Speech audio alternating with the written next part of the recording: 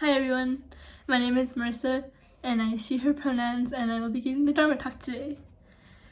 Please join me in Gasho with a quote from Marie Kondo.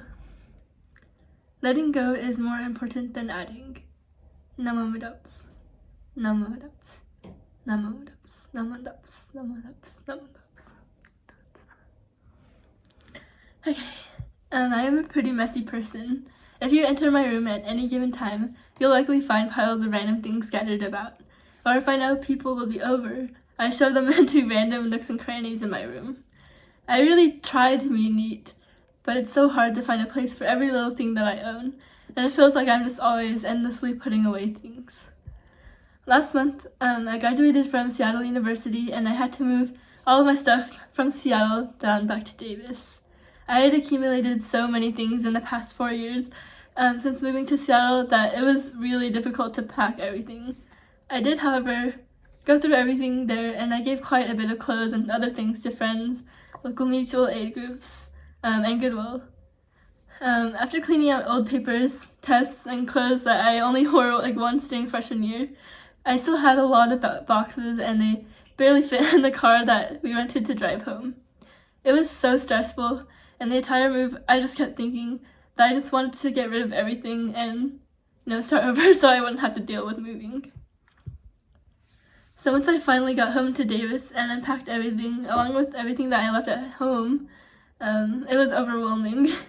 Over the past 2 weeks, the majority of the time that I have had has been going to spending time going through everything. But this time I've been using the KonMari method. This method was developed by Marie Kondo, who is a tidying and organizational expert that you might know from her Netflix show, which I think was called Tidying Up Marie Kondo, or her #1 New York Times best-selling book, The Life-Changing Magic of Tidying Up.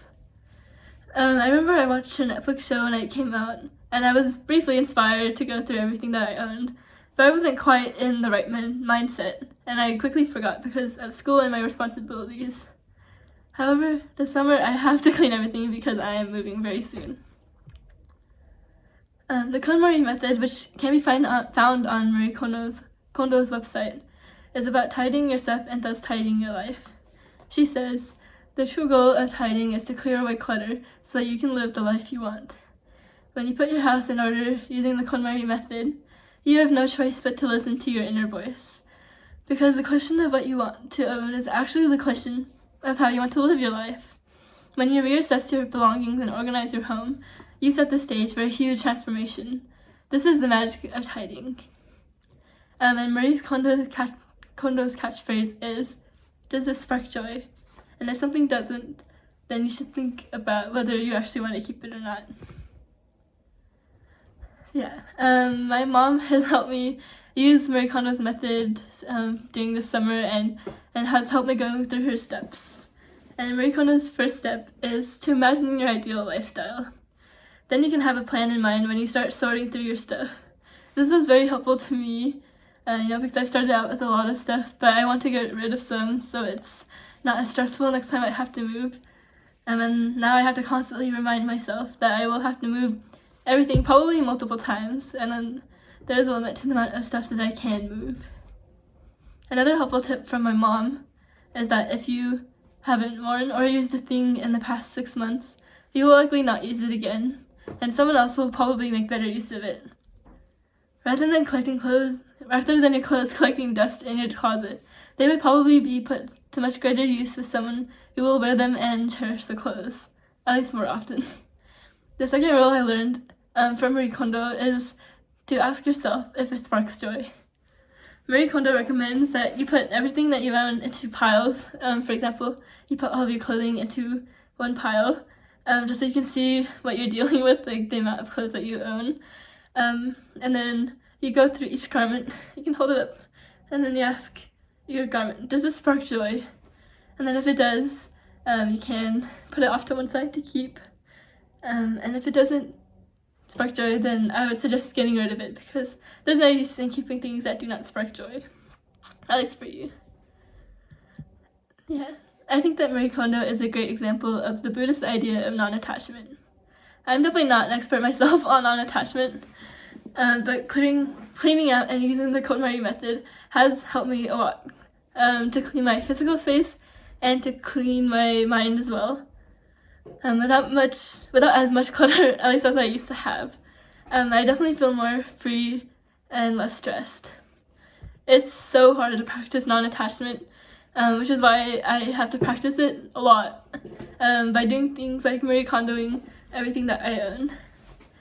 Letting go of attachments to some things that no longer need to be in your life is hard, but I think it's worth it. I personally can attest to how difficult letting things go is. One time when I was around 7, I cried for an entire day because my mom told me that we were replacing our oven. And I've always been so sentimental and attached to everything, even things like our old oven or our minivan that my dad sold. I interpret non-attachment as the act of letting go of the attachments you have to things, relationships, people, etc. that you don't really need. That might seem harsh, but in the end, I am better off with those friends whose friendships were shallow or those pants that I only wore once. Non-attachment definitely doesn't mean to let go of all of your relationships and material things, but I think it means to let go of the ones, as Marie Kondo puts it, that do not spark joy. In closing, please join me in Gasho.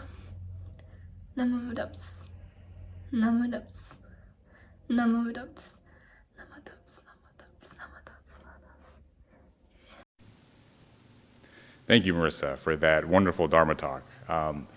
I think since like the end of college, I was moving almost like every other year. And so, I mean, I got really good at getting rid of things because I know how stressful it can be to like pack up everything. So if anything, I wasn't doing like non-attachment, I was practicing detachment. I would get rid of things. Now I learned I gotta find more joy in things because I'll be looking for something and then I'll be reminded that I threw it out. And so I have to be not so good maybe at throwing things away. But such a wonderful lesson to be reminded of how we need to really let go of the things that we don't need, but then also to cherish the things that do bring joy in our lives. Our closing gatha will be Ondok-san 2.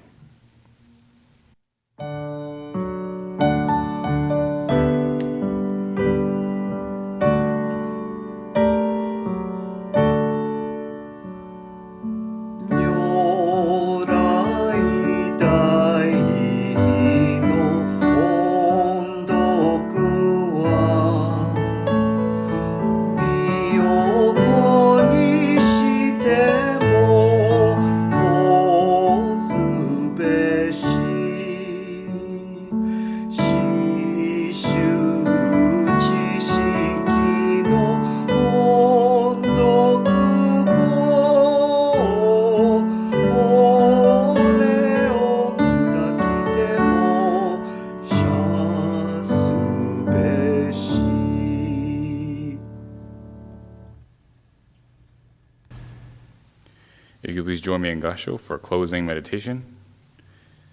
Set your mind to grasp the mind with the mind, and yours is a mind at a loss for the mind.